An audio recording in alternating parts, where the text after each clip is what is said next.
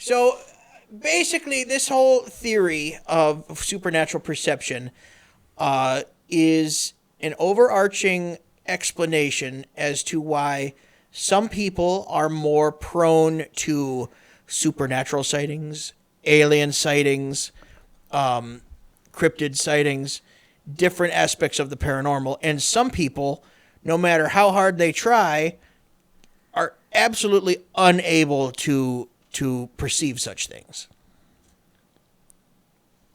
Wow. It all stems from, and this is my own personal theory here, that it all stems from the difference between instinct and thought. Instinct being your subconscious brain's idea of self-preservation, of how things are supposed to be. Breathing is an instinct. That's part of your parasympathetic nervous system. Your body just understands, I need to breathe in order to survive. You touch a hot pan, your body jerks your finger away before you're even able to the pain comes after you rip your finger away. Like you recognize that it's hot after your body already reacts to it.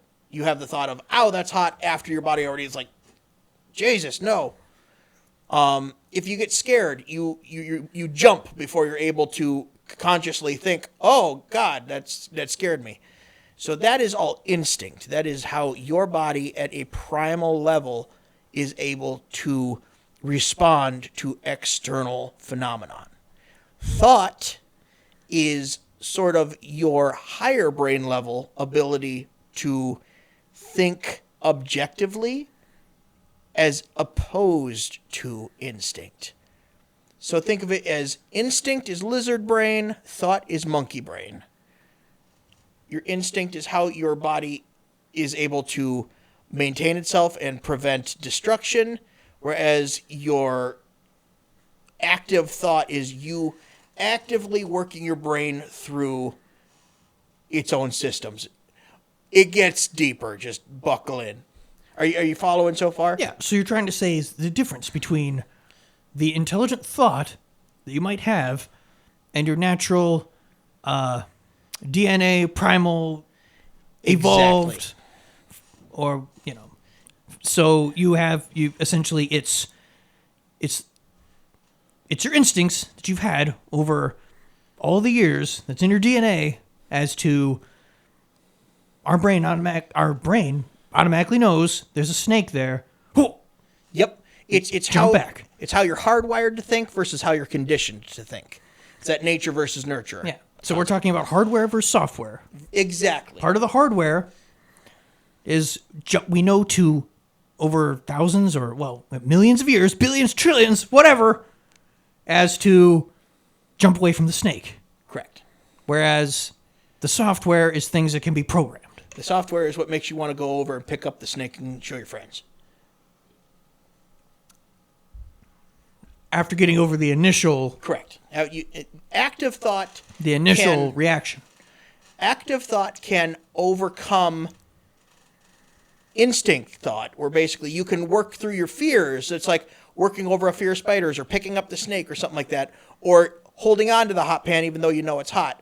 It's that idea of mind over matter. That is active thought. That's all what's happening in your frontal cortex. That's where it's your brain actively overriding your body's danger signals. And it can go the other way as well. You can go you go into a dark room where something bad, you ever have that feeling? Something bad's in here. You just the hair on the back of your neck sticks up, or you're in a situation, you walk into the woods and you just go, I need to go back now. That's your body your instinct overriding active thought, because your active thought is I want to keep going, but your body's just going, no, bad stuff all around, go away, go home. I get that feeling usually that there's a Bigfoot coming after me. Mm-hmm. In the middle of the woods. Yeah. Yeah. We're actually going to touch on Bigfoot in this episode. Really? Yeah. So it's Bigfoot's tied into the subconscious.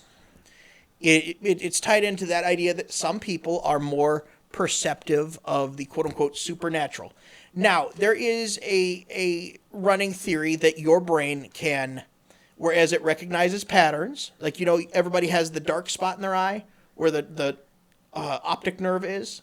There's a black spot in your eye, but your brain plasters over that with surrounding imagery in order to hide that from you. Yeah, your brain actually fills in the gaps. Exactly.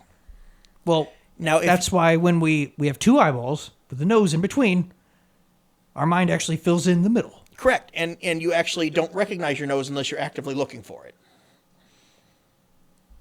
Like I'm looking at it right now. Yep. Wow. My nose is pretty long. Yep. And mine It's is... a little crooked, too, from that bar fight that was in all those years ago. You're going to believe me eventually, General. I was in that bar fight. One day I might buy you, But your brain also has the ability, through repression, to filter out things that it, one, finds too traumatic for your own well-being, or two, it cannot comprehend at a base level. Can't comprehend it. So your brain can see something and go, what in the ever-loving hell is that? And just completely blank it out. Now, that is at an instinctual level. That is your brain going, holy hell, what is that?